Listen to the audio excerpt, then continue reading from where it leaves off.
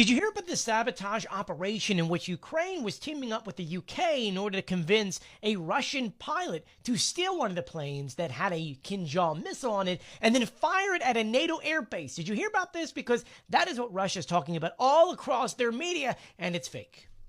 It's fake. There's absolutely zero truth that this story was actually happening, nor was it happening. And so I wanted to break it down for you because I found it really interesting. If you hadn't heard this story, this was put online a couple days ago in which, yes, Russia says that Ukraine was working with UK intelligence to pay a Russian pilot $3 million to steal a MiG-31 armed with a Kinjal air-launched ballistic missile and then fly that towards Romania, in which they would fly it towards some NATO base that's under construction. They would then fire said Kinjal at that base, then the pilot would eject, and then they would shoot down the aircraft and then blame Russia. And according to Russia, they stopped this from happening. There is zero evidence of this at all. This story is coming entirely from the FSB and the Russian state media and has not been verified by anyone. And I mean no one. And so I just wanted to share this with you because I've seen other TikTokers do videos about it saying that this was 100% happening and Russia stopped it, when realistically there's no such thing. So you can rest easy. I can guarantee that Ukraine is definitely working with the UK to strike deeper inside of Russia, but not to do something like this. It almost seems like a false flag operation that Russia claims they stopped, but then would do and then blame the UK and Ukraine for. Just saying. But I'll be sure to keep you updated, so please do share my videos and follow me for more.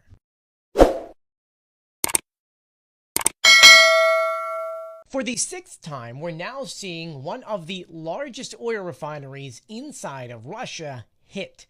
This is a facility in the Samara Oblast. Once again, it's one of the top 10 refineries that Russia has, and it processes about 9 million tons of oil every single year. We're talking about everything from gasoline to diesel to jet fuel for supersonic jets. And while the assessment of said strike is still underway, from the photos and videos we're seeing online, there is definitely multiple explosions, which are still on fire at this very moment. Ukraine says they're using a new type of drones to be able to hit these things. They're called the BARS drones. And these things are kind of like a drone missile kind of mixed together in order to strike very deep. It does about 800 kilometers. And so this was a prime target for the drone.